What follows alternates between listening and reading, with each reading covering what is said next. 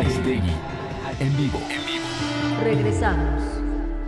Sergio Aguayo, Denis Dresser y Lorenzo Meyer en Aristegui en vivo. Mesa Política. Buenos días, Denis, Lorenzo, Sergio, a los tres, gracias por estar aquí esta mañana. Bienvenidos, buen lunes, ¿cómo están? Hola, buenos días. Buen día. Buenos días a los tres. Bueno, pues muchísimos temas. Desde luego hay que seguir de cerca. Nos propone Sergio Aguayo lo que está pasando en la Comisión Nacional de Derechos Humanos. Te propongo, Sergio, que lo dejemos eso como uno de los temas de la mesa. Pero creo que hay que iniciar este encuentro con ustedes con lo que ocurrió en el INE, los partidos políticos, su registro o su no registro, esta decisión del INE de no otorgarle registro a la organización que pretende convertirse en un partido para competir en las elecciones de 2021, impulsada por Margarita Zavala y Felipe Calderón, y bueno, esto que va a llegar a tribunales, al Tribunal Electoral sin la menor duda. Entonces está la decisión del INE del viernes pasado, el mensaje del presidente, que también es muy polémico, y todo lo que está a la mesa. Denise, en un día como hoy, 7 de septiembre, en donde, por cierto, pues arranca, como lo explicó Ernesto Núñez, este proceso electoral 2021. Pues yo diría que con respecto a lo que ocurrió en el INE, hay tres planos distintos de análisis. Lo bueno, lo malo, lo pendiente. Lo bueno es que el Partido México Libre de Felipe Calderón por lo pronto no obtuvo el registro. A mí me parece que el protagonismo político, partidista y tuitero de Felipe Calderón es criticable, me produce escozor. Soy de las que piensa que el papel de quienes ya dejaron la silla presidencial debe ser otro. Regresar a la academia y al análisis de los grandes temas globales al estilo de Ernesto Zedillo, o volver al activismo y a la tarea de empoderamiento cívico al estilo de Barack Obama. Entender que ya tuvieron la oportunidad de ejercer el poder y después deben incidir de otra manera. Pero Calderón ha demostrado ser una especie de Rottweiler político que se rehúsa a abandonar el ruedo. Es un animal político desacostumbrado a la desatención. La quiere, la necesita, la anhela. Y ahora el INE ha coartado esa posibilidad por las irregularidades cometidas en la recaudación de requisitos para formar su partido. Ahora debe sentarse a valorar cuál va a ser su siguiente paso, además de impugnar, y debe estar sintiendo al mismo tiempo los pasos en la azotea cada vez más cercanos de la justicia estadounidense en el juicio a García Luna, que nos recuerdan su legado al margen del futuro político que quiera tener, un futuro político que siempre estará ligado con su presidencia. Un México multiplicador de violencias y de desaparecidos y violaciones a derechos humanos, un México con el gobierno infiltrado en los niveles más altos por el narcotráfico. La guerra y la narcogobernanza serán su legado, y aunque consiga el registro, pues seguramente nunca pasará de ser un pequeño partido al estilo de los que venden su voto al mejor postor en cada negociación legislativa. Dentro de lo bueno también está la negativa de registro al partido creado por Elbester Gordillo y la reivindicación del INE como entidad que toma decisiones de manera colegiada, con votos divididos, que a veces favorecen al partido gobernante y a veces no. Antes Ciro Murayama y Lorenzo Córdoba eran traidores a la patria, según los acólitos de la 4T, ahora son héroes por votar contra Felipe Calderón. Y qué bueno que insistieron en que se retire el spot del presidente con la cita del Papa, que debe salir del aire. Ahora a esperar seguramente la decisión del tribunal sobre México Libre, y es posible todavía que le otorgue el registro. Después de todo, me parece que el presidente López Obrador necesita a Felipe Calderón para dividir al voto opositor, para dividir el voto panista y más aún para mantenerlo como piñata política. En segundo lugar, lo malo. Lo malo es que se le haya otorgado el registro al Partido Encuentro Solidario, una derrota para el Estado laico, a pesar de que participaron ministros de culto en la organización de ese partido, se le dio el registro, y el hecho de que quienes votaron a favor están incumpliendo los artículos 40 y 130 de la Constitución. La laicidad no permite la participación política de partidos confesionales. Y también entre lo malo de la coyuntura de los últimos días, me pareció el posicionamiento público del presidente. Como tuiteó el analista Gabriel Guerra, innecesario, indebido, inapropiado el mensaje del presidente ante la decisión del INE de no otorgar el registro al Partido México Libre. El tono socarrón, burlón, la agresión personal, creo que desmerece su investidura y no es apropiado para un jefe de Estado. Y tercera línea de análisis, lo pendiente, que es la recomposición del sistema de partidos y el surgimiento de una oposición digna, propositiva, legal, capaz de ofrecer una visión de gobierno distinta que señale errores, provee alternativas y limite los excesos del poder que hemos visto en los últimos 2 años. La democracia necesita partidos de oposición y sin embargo hemos presenciado su descomposición, su derrota moral, su podredumbre y su incapacidad para aceptar errores y reconocerlos, remediarlos. Ante un presidencialismo revigorizado, estamos contemplando contrapesos contrahechos y corroídos, Carmen. Bueno, pues ahí está tu panorama, los puntos que destacas. Denise, Sergio, ¿cómo has visto las cosas del viernes para acá, de que el INE decidió lo que decidió? Carmen, bueno, ya Denise hizo un juicio sumario, tajante, bueno, por conciso. Me centro en el tema de los partidos, haciendo un lado que todavía falta el Tribunal Electoral para que nos diga finalmente cuáles quedan y cuáles son las opciones. Hoy Jesús Silva Herzog, en su columna para Reforma, lanza una tesis lapidaria, tajante, dice: los partidos son las víctimas de la transición democrática. Lo estoy citando, lo leí hace ya un par de horas. Es decir, han sido borrados y se borraron y se entregaron en los brazos del caudillo, refiriéndose al presidente de la República. E independientemente es una tesis que merece ser discutida, porque no es solo en México, sino en buena parte del mundo, donde vemos un deterioro notable de los partidos.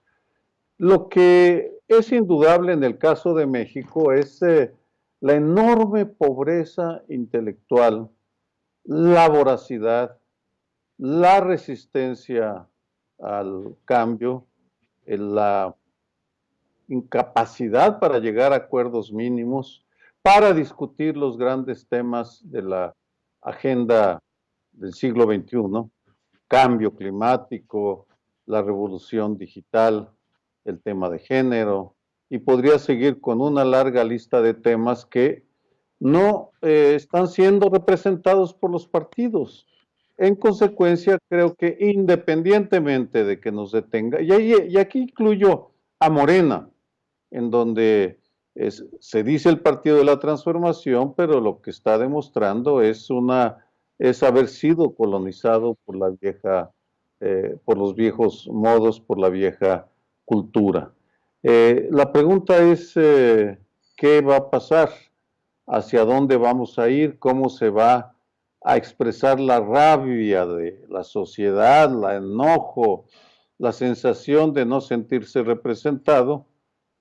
Sobre eso hablaré cuando comente el tema de la Comisión Nacional de los Derechos Humanos, que es un paradigma de ese desencuentro de una parte importante de la sociedad con el gobierno federal y con los gobiernos de todo el país porque es un juicio sumario, ese caso, a la lejanía, la distancia frente a las víctimas. Pero en todo caso, en el tema electoral, pues voy a decir un sacrilegio a los oídos del presidente, que aborrece el término, pero en el 21 no habría que descartar la opción del voto nulo, porque al día de hoy, francamente, no se ven a personas, pero no se ve a instituciones. Lorenzo Meyer, bueno, ¿cómo has visto las cosas, Lorenzo, del viernes para acá en particular?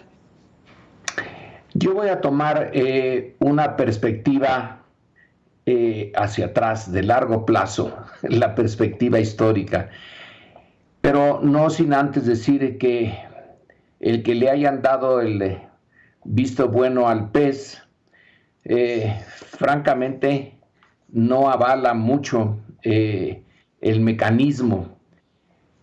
No tiene sentido ese partido para el conjunto de la vida política mexicana. Es un partido que no contribuye en nada sustantivo al arco iris que ya tiene México con sus partidos pequeñitos, que la mayoría dejan mucho que desear, pero en fin, le dieron el visto bueno.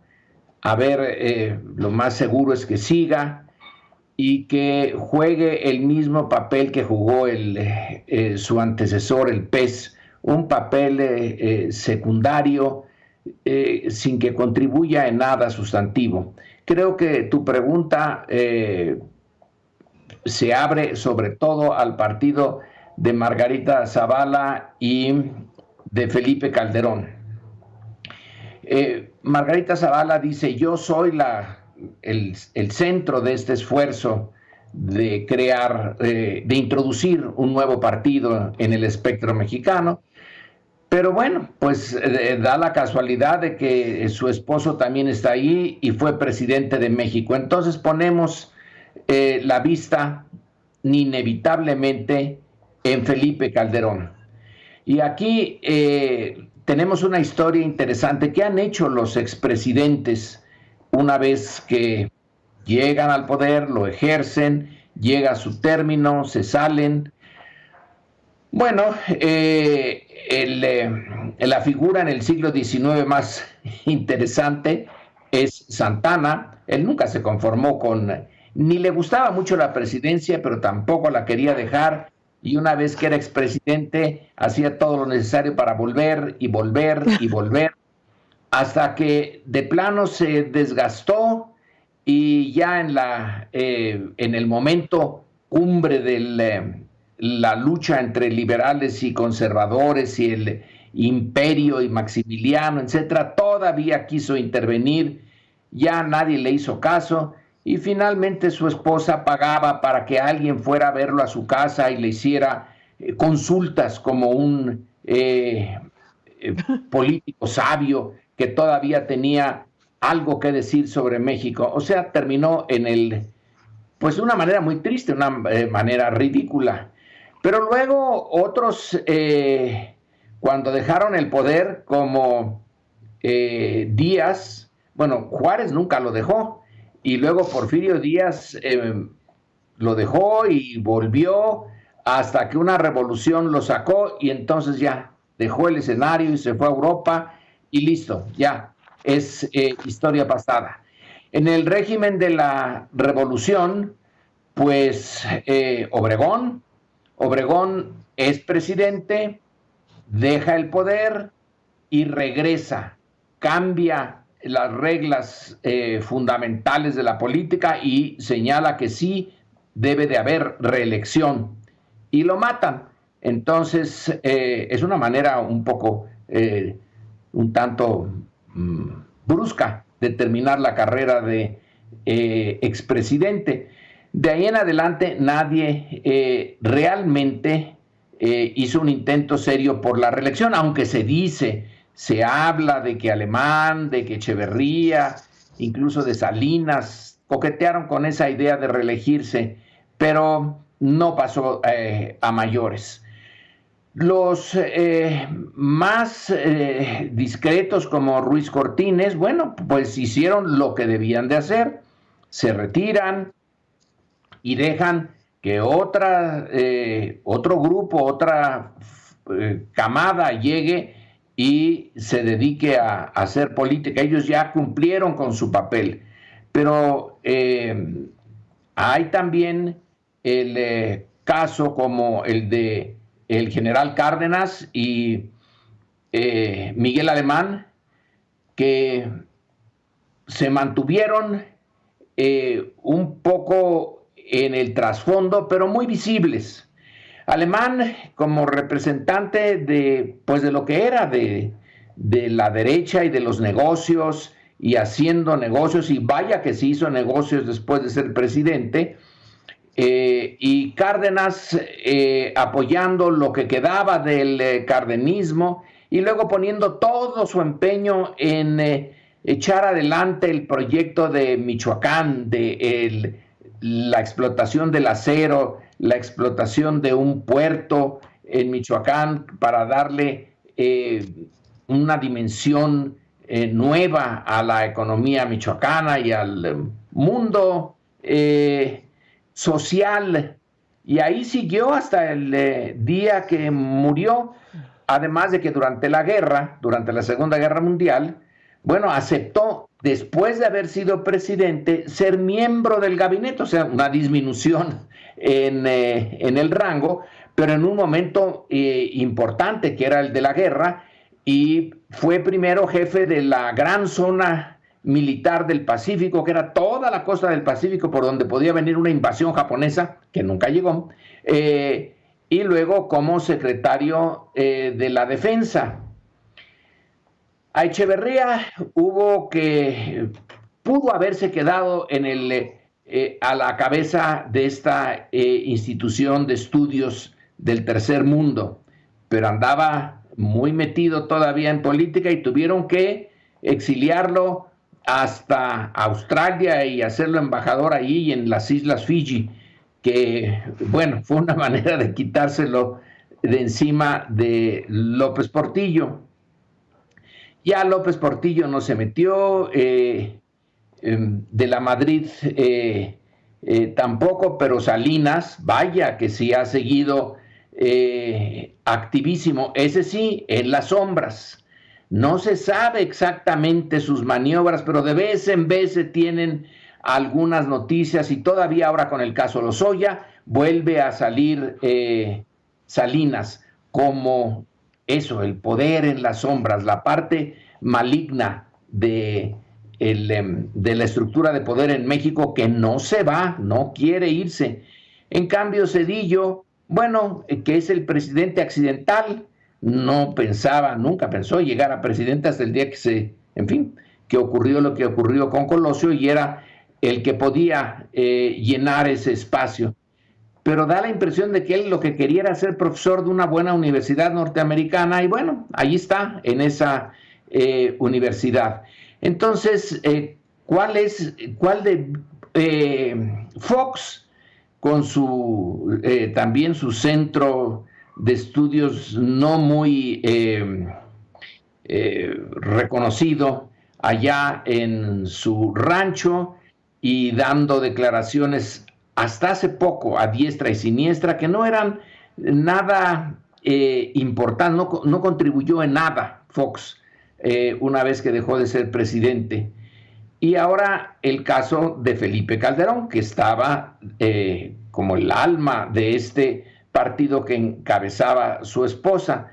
Aquí realmente lo notable es que él, Calderón, haya pensado que tenía una vida después de su presidencia, y una vida importante, que quería ser un factor de poder en la resistencia a la presidencia de Andrés Manuel, teniendo la derecha pues ya al partido por definición de esa corriente que es el PAN, problemas internos lo hacen salir de ahí y presentarse como la alternativa. Entonces dividió realmente al PAN, y después de las revelaciones que se han hecho y que se van a hacer en los tribunales norteamericanos sobre García Luna y todo lo que está saliendo en torno a su presidencia,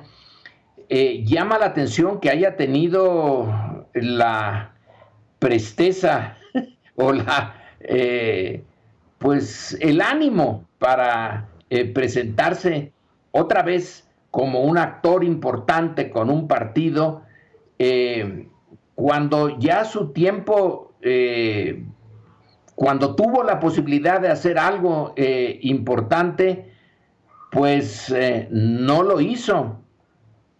Así que el desenlace, que todavía está por verse, de acuerdo, todavía tenemos que esperar a lo que diga ese no muy reconocido por su legitimidad el Tribunal Electoral del Poder Judicial de la Federación, al cual muchos no le tenemos mayor confianza, pero en fin, todavía tiene que tomar una decisión, no es definitiva, pero no veo en la trayectoria de Felipe Calderón en los últimos años la posibilidad de un liderazgo con fuerza para llevar adelante el proyecto de la derecha, que no sé cuál sea el proyecto de la derecha, de no ser mantener el statu quo, pero en fin, debe de tener alguna posibilidad de elaborar un proyecto, pero con estos personajes detrás como García Luna y todo lo que está saliendo ahora con Lozoya, en lo de etileno 21, por ejemplo, pues es muy cuesta arriba la empresa de Calderón, y como tiene la mecha corta, dice cosas realmente raras. En México, pues sí, cuando uno se enoja, puede llegar a mencionar a la madre del otro, y a Calderón se le ocurrió mencionar al padre, que es pocas veces se ve eso, ¿no? Al padre de Lorenzo Córdoba. Entonces, ese tipo de reacciones, pues no son muy de estadista, pero por el momento creo que se detuvo el proyecto de Calderón, que le apoyan unos empresarios, y sí, supongo yo que tiene alguna una base en la derecha mexicana, pero pues el campo está cubierto por el PAN, el PRI y otros partidos chiquitos. Así que algunos dijeron, bueno, hubiera sido bueno que se lo dieran para desperdigar más a la derecha mexicana. No es esa la manera realmente de hacer buena política. No es que se desperdigue, que se parta en pedacitos.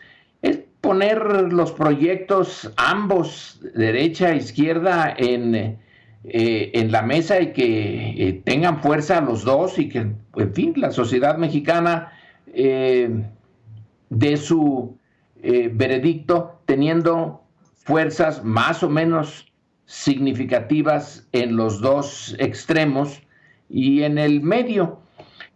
Pero todo indica que se está diluyendo la posibilidad de Felipe Calderón, y no creo que le haga ningún mal a la vida política mexicana el que sigan ya con 7 partidos. Dios santo, ya son muchos, y lo que necesitamos es disminuirlos y hacerlos más coherentes en sus posiciones. Con menos partidos y más fuerza de las posiciones sería mejor. Bueno, pues ahí están estos temas. Lorenzo Meyer, Denise Dresser, Sergio Aguayo. Déjenme hacer un alto. Un saludo a las estaciones de Grupo Radio Centro en la República Mexicana con este corte que hacemos para su programación. Volvemos en un momento más después de este corte y un resumen. Bueno, hay varios temas importantes. No nos despediremos sin hablar de la Comisión Nacional de Derechos Humanos. Están ocurriendo cosas fuertes ahí. Una toma de instalaciones por parte de mujeres que están exigiendo el esclarecimiento de sus casos. Hace rato el presidente habló del tema en su conferencia matutina. Volvemos, si les parece, después de la pausa con ello.